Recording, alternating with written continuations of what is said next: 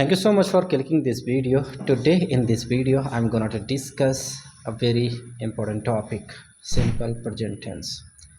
In this tense I'm gonna to make him understand how can we talk about daily routine, how can we make sentences in daily routine.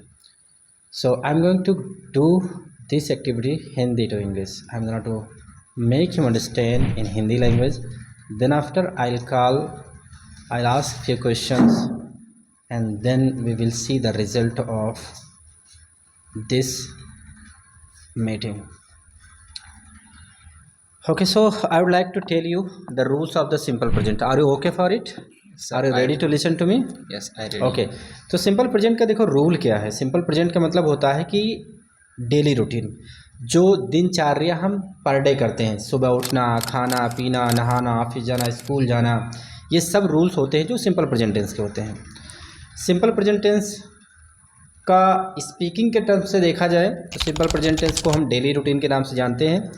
सुबह उठना, उठकर step by step जो भी हम काम करते हैं उसको डिस्क्राइब करना होता है हमें. ये हमारी प्रैक्टिस होती है सिंपल रूटीन की. नियम काफ़ी सिंपल है इसमें.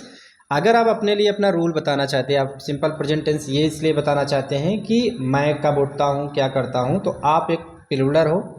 जैसा कि जानते हो दो तरह के सब्जेक्ट्स होते हैं समान रूप से, एक सिंगुलर और एक प्लूरल.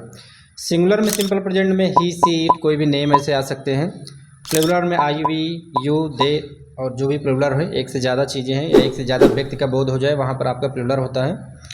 सिंगुलर का सिंपल सा नियम है कि सिंगुलर के साथ में किसी भी सिंपल प्रेजेंट में वर्ब में एस या एस लगाओगे. जैसे वह स्कूल जाती है तो सी गोज़ टू स्कूल. वह खाना बनाती है, सी कुक्स फूड. तो कुक में एस या एस लग रहा है, गो में एस या एस मिला के गोज हो रहा है. तो ये सिंपल प्रेजेंट का नियम है. जैसे राम इंग्लिश पढ़ता है तो राम रीड्स इंग्लिश.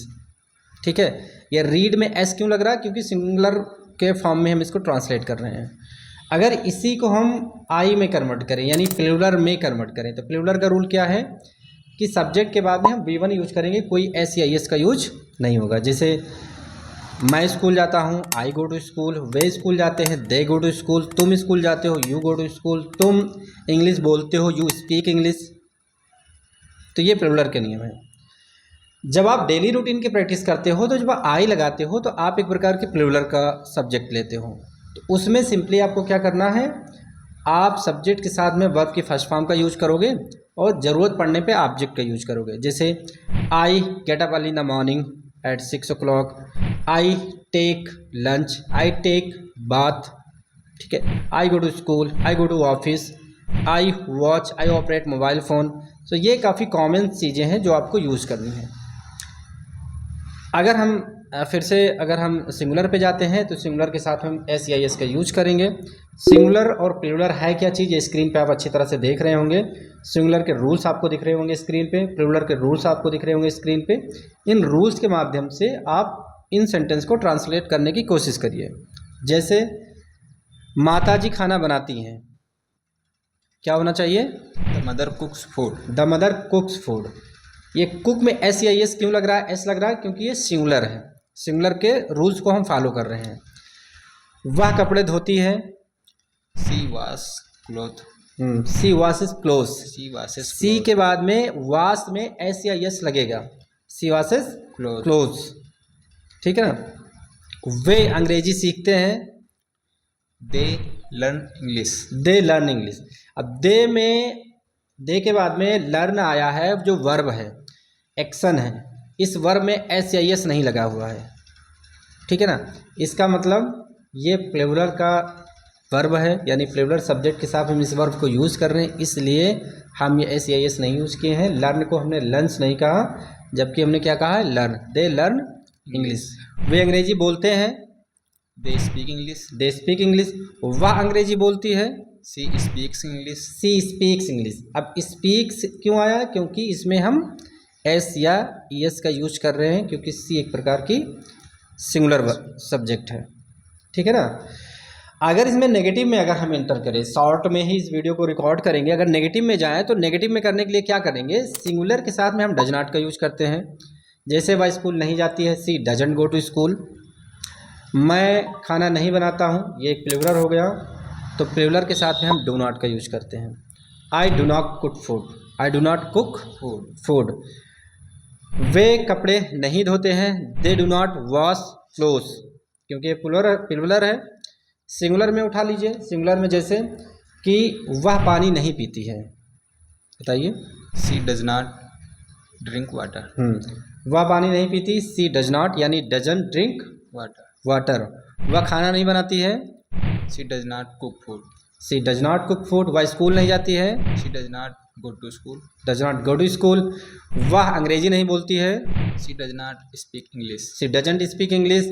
मैं बात नहीं करता हूँ, आई do not talk. I do not talk. अब आई के साथ में डू नॉट आया, क्योंकि आई एक प्लूरल सब्जेक्ट के रूप में देखा जाता है, राइट।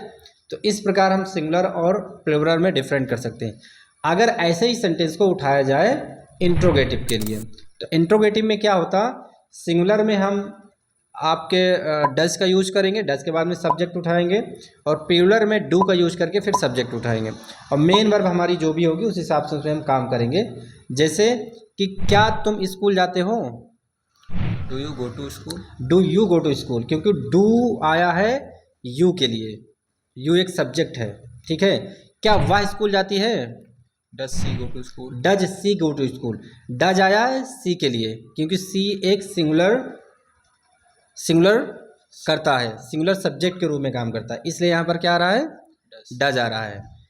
क्या वे खाना बनाते हैं, do they cook food. Do they cook food. Do आया है क्योंकि ये प्लूरल की तरफ इशारा कर रहा है। क्या वह खाना बनाती है, does C cook food. Does she cook food. Does she cook food इसलिए आया क्योंकि ये सिंगुलर है। इसी तरह के हम बहुत सारे वर्ड्स की प्रैक्टिस कर सकते हैं, जैसे क्या वह चाय पीती है, does she take tea. Does she take tea. क्या वह बाजार जाती है, does she go to market. Does she go to market. क्या मैं बाजार जाता हूँ, do I go to market. Do I go to market. क्या तुम खेलते हो, डू यू प्ले। क्या मैं खेलता हूँ, डू आई प्ले। क्या वह खेलती है, does C play. Does C play. तो ये देखिए कॉमन सेंस से आपको समझ में आ रहा है कि सिंगुलर और प्लूरल को हम कैसे डिस्क्राइब करेंगे, और ऐसे बहुत सारे सेंटेंस को अगर हम कॉपी पे लिख के प्रैक्टिस करें तो बहुत ही जल्दी ये टेंस हमारी समझ में आ जाएगा। चलिए इसी में एक दो एग्जांपल WH फैमिली के उठा लेते हैं।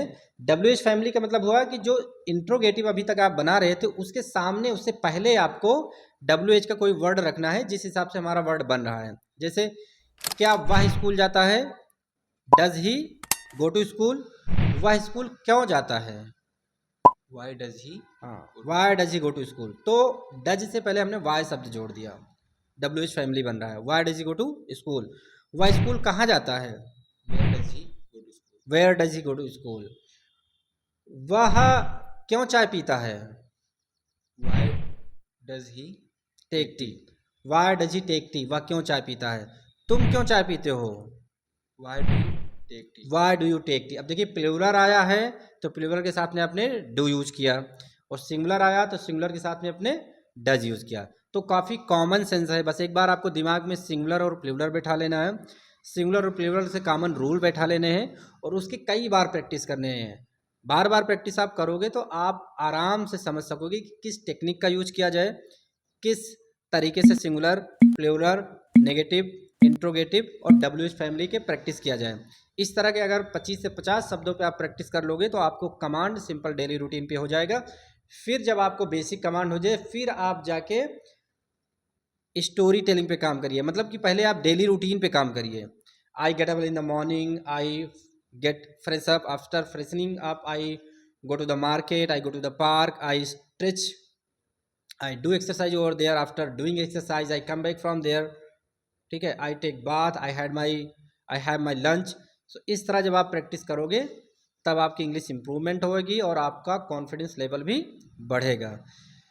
सो उम्मीद है ये लेसन आपको समझ में आया होगा, काफ़ी इजी रहा और काफ़ी सरल शब्दों में मैंने समझाने की कोशिश की है। I hope that you have enjoyed this video.